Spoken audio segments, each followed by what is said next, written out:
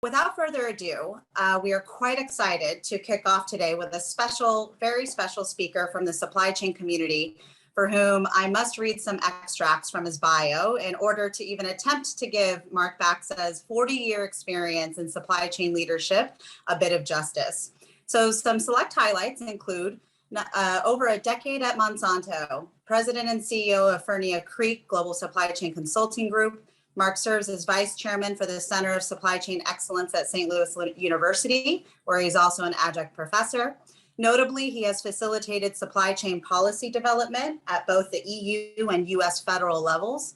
He's passionate about talent and supplier diversity. He serves on the global board of directors for We Connect International. And currently, he is at the helm of the Council of Supply Chain Management Professionals, acronym CSCMP, where Mark is president and CEO. So, Mark, thank you so much for joining us this morning. Well, it's my pleasure. My pleasure. And hopefully I'm coming through okay, speaking to you this morning through digital technology that one form didn't work, so we went to another. So hopefully this works fine. Yes, we see the painting behind you, and you're looking lovely. Thank you. Great. So, Mark, let's dive in for our little fireside chat here. So, if I could just kick us off with, when I think about what's going on in the news, the media, the papers, just everything, supply chain, has it ever been so prominently in the spotlight, whether good, bad, and different? It's all anyone is talking about. It's all we see pictures about, articles about. And my question is, folks like to focus on cause and effect. Some camps say the why, in terms of disruptions or whatever terms you want to use, is the pandemic, while others purport that the pandemic has just surfaced and further exacerbated existing challenges that may have been there. What are your views on all of this? Well, it's a large question, and I'll attempt to approach it from the dimensions of where we currently are today and how we got here. In terms of magnitude and impact from a supply chain capacity to deliver goods and really the raw materials needed to produce goods around the world, I think comprehensively this is one of the largest impacts on record. In terms of what we may have seen disrupting our supply chains in the past, we've had certainly geopolitical challenges. We have had things like tsunamis and large weather impacts where certain parts of what's needed to produce the things and transport the things that we need have been impacted. Snowstorms in the southern part of the U.S., if you will, and great weather impacts in parts of Asia, and those kinds of things that hit part of our supply chain, earthquakes, if you will. But none as comprehensive and global in scale as this. But what I'd like to take you back to is perhaps even a couple of years back in 2018, when the tariffs became very real. And those are the tariffs between the U.S. and levied on many, many Chinese-based products coming to the U.S., which then spurred on other geopolitical conversations very similar in nature between the United States and Europe, if you will, and perhaps even other countries, as they revisited a number of global agreements in terms of free trade exchange. This caused a disruptive activity on the international trade side, more or less comprehensively, not just between the U.S. and China, for example, where all of a sudden companies realized a 25% cost of goods impact, and nobody likes that to happen at all. So alternative means and plans to develop an extended supply chain to remove some of that financial risk, if you will, were put into play. And as a part of that, we saw shifting already beginning to occur and some very creative elements coming into play. And these things do take time, but the measure of that kind of activity taking place on cost of goods and impact was definitely sought after, and still is, frankly, today. Coupled that with the human health pandemic that affected major production centers around the world and all of our distribution channels. And as you hear a lot in the news today, certainly about ocean shipping and a number of ships at anchor waiting to get offloaded at certain ports like the Port of LA and Long Beach and other ports around the world, and even sitting out empty off the coast of China waiting to get a berth to get filled so it can head back to wherever it needs to go, particularly the US. So in large, this is by far the most impact the supply chain, I think, has ever seen. And some might think, well, it sounds to me like the supply chain was rather fragile. In some respects, I think you could describe it that way, but I don't think that's the real version of the truth. The reality is that supply chains were very fine-tuned. Our systematic processes and connected business partners that form the pipeline, if you will, to not only manufacture but distribute goods around the world, we find that all of that is, really from a cost and efficiency perspective, very much fine-tuned. So the human health pandemic and the inability for people to work and the rapid shifting of consumer demand, because we were all asked to do our part in terms of either staying home and working from home, or essential services shifted and higher priority for goods needed to manufacture things that essential services needed, or limiting distribution, changes from industrial. Let's just take toilet paper, for example. A very famous topic is, why couldn't I find the Charmin or the Northern or whatever my favorite brand was, or any brand at all, for some period of time on the shelf? And the reality is that when you shift from industrial pipeline and volume from one sector of that particular brand or that particular commodity, from industrial, what you think about the supply you needed at work or restaurants, et cetera. Now you're shifting that over to things like home use. That takes a while to fine tune, and it's even true for things like toilet paper. But going beyond that, the overall impact to our supply chain is going to be felt and extended for some period of time. It's like a Category 5 earthquake. It took a big hit, but in reality, we're surviving it. Supply chain is surviving it. Now, we're all in this together, and businesses are trying to figure out, how can I create not only stability in my business, but also competitive advantage? And a lot is going in underneath that. And I think we'll talk about some of these things in a greater detail during our conversation. But the larger impact, the scale of impact on supply chain, and the awareness to consumers today all around the world that these two words come together, supply and chain, is definitely a conversation that every family is having and every individual is aware of now.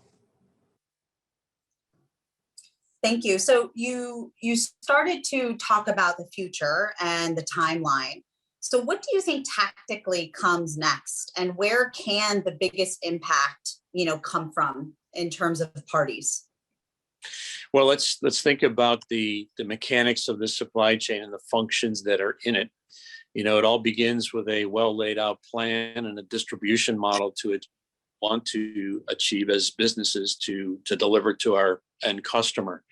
But inside of that is all of the shifting sourcing challenges that we have now, and the reliability of and the risk that we see within our supply chain. So the procurement and sourcing function, not only logistics and distribution and getting stuff where it needs to go, but in reality, our procurement and sourcing function to feed the machine, the manufacture, or procure the retail ready goods that we need, has to really refocus and double down on its efforts.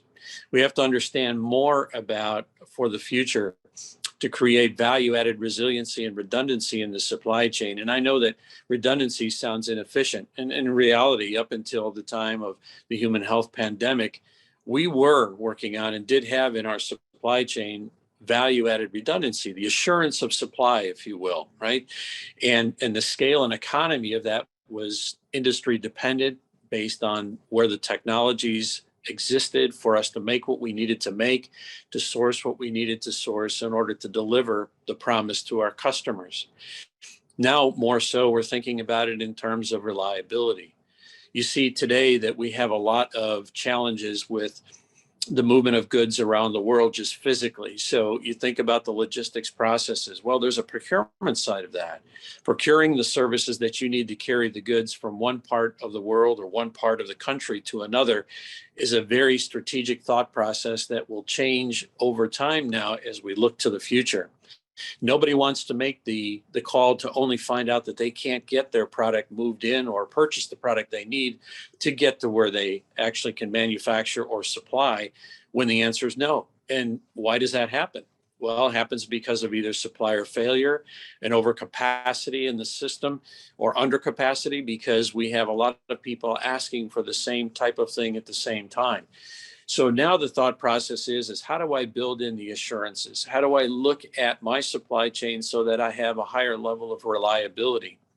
It used to be working capital was a big focus, and that is just-in-time delivery. If you think about someone like, and I'll just use this as an example, Michael Dell in the laptop business and computer business that he built a number of years ago, and the sourcing strategy that he put together.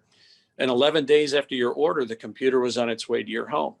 He had a near zero inventory position, and that's because he relied on the inventory positioning of his business partners, his suppliers, of all the components that went into your computer.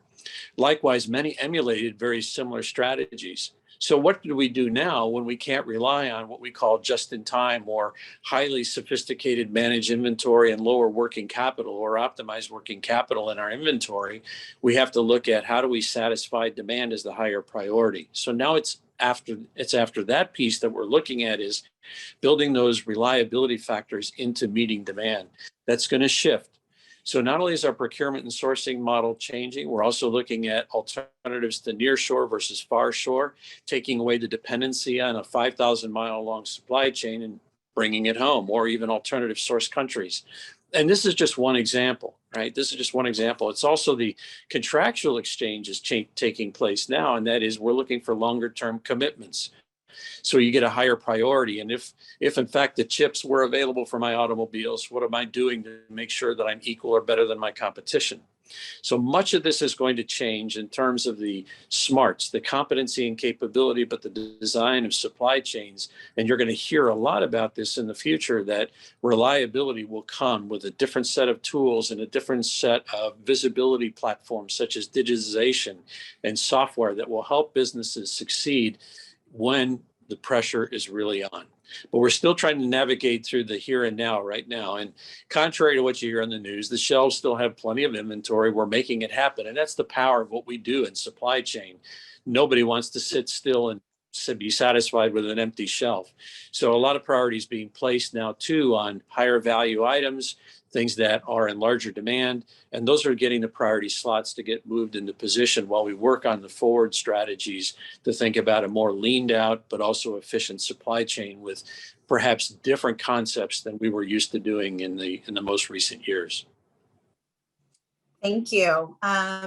So, what sparked when you talked about, the Dell case study and how that's, utilized in supply chain management. So given you're also a leader in academia, was curious your views with respect to inventory management and manufacturing strategies. How do you think this new live case study that we're all living in is going to influence supply chain education curriculums, to your point?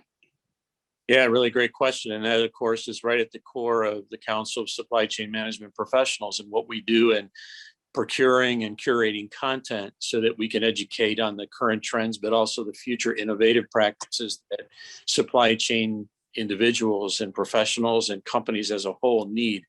But at the academic level, we know that our institutions that have supply chain programs and supply chain like or materials management programs are shifting. They're picking up the idea that the content that we need to put forward needs to provoke thought around perhaps not just the concepts of current or prior, such as managing inventory and inventory turns for optimal spend and optimal cost and optimal delivery. But now we're going to be thinking about how do we create models, and I think coursework is already coming on, how do we add value-added redundancy? How do we think about the global supply chain differently than we have in the past, and incorporating elements of talent, both from a disruptive supply chain and also creating competitive advantage and learnings from this environment. So I believe our educational patterns are definitely going to change. We can't teach on the if you will, the old practices alone. And those old practices, and perhaps that's a poor way to put it, but the existing practices pre-pandemic will still play, because those concepts are very true and still very solid. But we're going to see the invoking of new technologies and new ideas, new ways to understand risk. And we're going to be teaching the students, and both at the practitioner level, those who have already have graduated or moved on and have professional roles, or student level at the university level, we're going to be seeking and challenging universities to think about this holistically. And how do we help people? How do we help our students? How do we help the learning cycle move forward with designs and concepts that address critical elements of risk?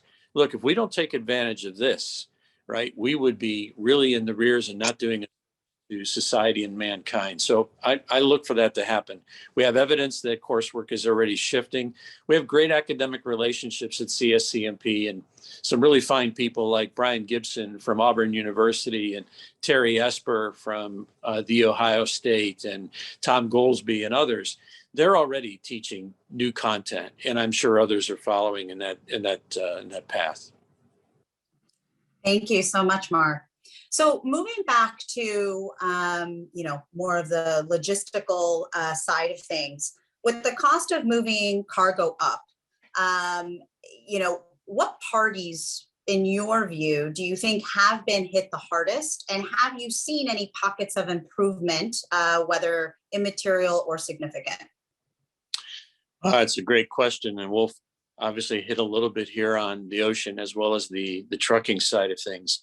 So we hear a lot in the news about how many ships are sitting off the coast of California, particularly the port of LA and Long Beach at any given time. And the term is at anchor, which means they're waiting for what we call a berth, an unloading dock, if you will, in the port itself.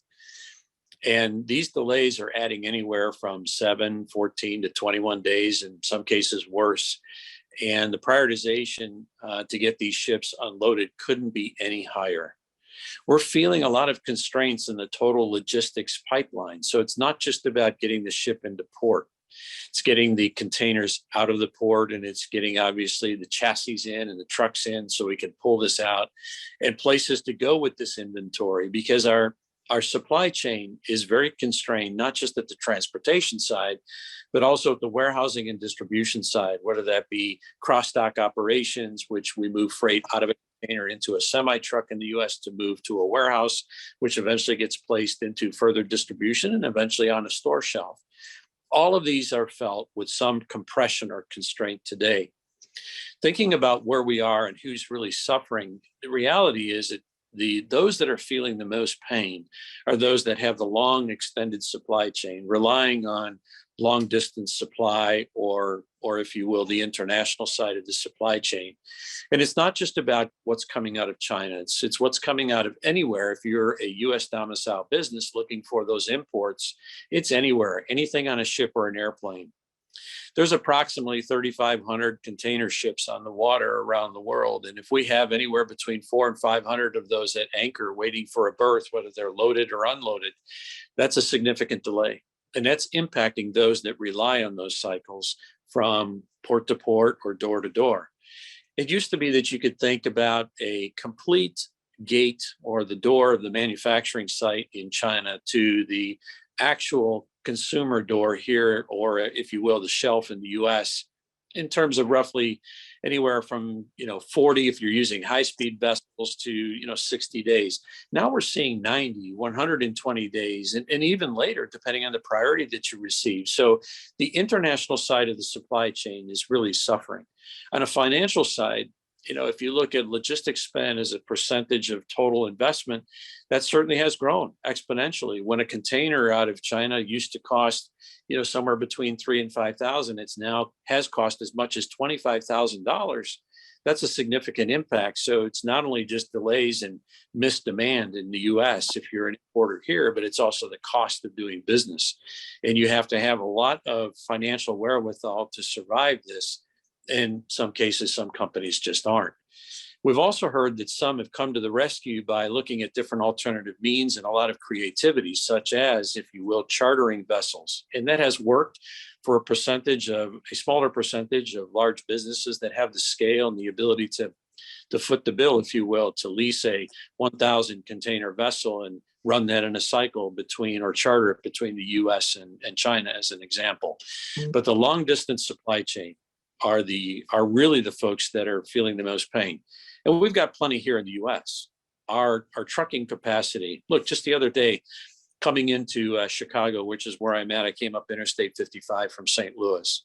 You see truck after truck after truck heading north. And these trucks really are picking up the I-44 corridor from all the way from the West Coast and heading on up into Chicago. It's a 5 to 7 day run, right?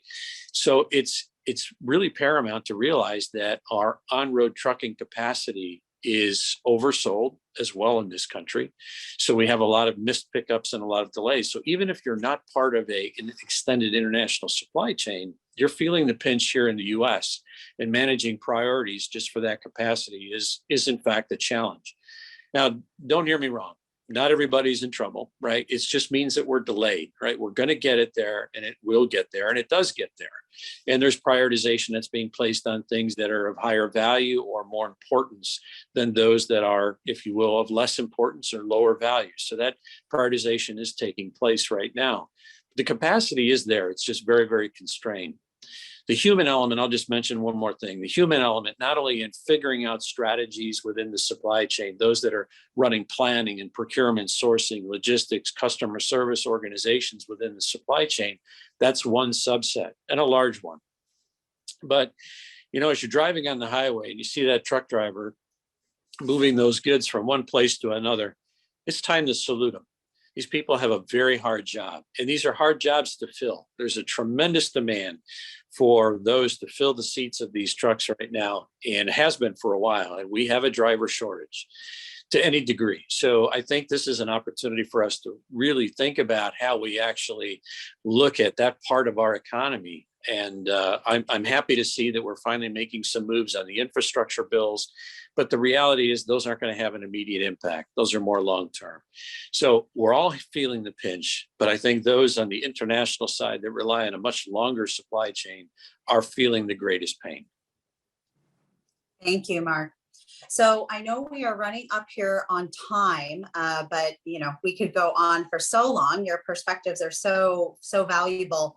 Would you mind closing us out on any thoughts, whether related to things that you're passionate about on the supplier diversity front, or anything on ESG, which yesterday in our poll that we solicited with our full audience, ESG ranked as the #1 hot topic as it relates to supply chain. So open up to you for final closing thoughts. People care about what you make, how you deliver it, who you partner with to make it, and where you get it from. No supply chain wants to hear on a Monday morning that they're in the news because they have been called out by a non-government organization or a watchdog organization who looks after social justice and really corporate social responsibility, to find out that your packaging is being built from wood pulp coming from Amazon, right? So nobody ever wants to have that happen. So the good news is that the supply chain is taking on responsibility for this. We own it, right? With greater than 80% of professional and tactical roles coming within all of the functions of supply chain. This is the preponderance of the economy. This is where people work, is in supply chain. The fact is we own this. Now, CSCMP set out back in 2019 to make a strategic shift in its thinking to include supplier sustainability, the overall supply chain sustainability aspect, the environmental, ethical, and economic impacts of supply chain sustainability, by creating a level of effort to help the supply chain profession understand, if you will, even to benchmark where each company is and where they are as professionals when it comes to sustainability. And I'm happy to report we're now in year 3 of a collaborative research that we do, a great study actually, that's called the State of Supply Chain Sustainability. And our partner is MIT. And this study is something that our members have access to. And if you've not seen it, it's a very powerful tool, kind of a selfless promotion, but this is what we do. This is the kind of research we do on behalf of supply chain professionals and those who are investing in supply chain, such as supply chain finance. It's a great work product. It is very comprehensive, over 2,600 respondents from over 70 countries around the world. So let me just give you a couple of facts from that. 83% of executives said that their business doubled down or at least maintained their focus on supply chain sustainability during the COVID-19 pandemic. it didn't stop. We know it's an area of ethical concern by the consumer that feels that in a recent study outside of our study that said that 50% of those studied believe the supply chain has ethical issues. That gets to human rights and other things like that. So is it important? Yeah. And CSCMP has drawn attention to this. And I think it's a big factor. From a supplier diversity or just diversity in supply chain, everybody's opinion matters. We can't exclude how we get to be great. We have to be great. And I think the main thing that we focus on today and from a sustainability perspective is that supply chain must own it. Corporate social responsibility is very, very important, but without the supply chain engaging and helping mankind and helping society prosper and do it really successfully, we would lose. So the supply chain has a key stake in this. And I want to make sure that every company knows that not only are we being watched, but we are the leaders. We are the contributors. We make it happen. So our environmental, our ethical, and economic impacts from a supply chain sustainability perspective really matter. And it doesn't always cost money. In fact, sometimes and most often, it's quite profitable because when we lean out, reduce emissions, we shorten the cycle, right? That also adds to cost savings. So the two go hand in hand. Well, Mark, I could, talk to you for hours, and it has been such a pleasure today. Thank you once again for joining our BAFT SEF forum, and we look forward to having you at a future opportunity. Well, my pleasure. And thanks for working with me on my technical difficulties this morning. I wish you all a great conference.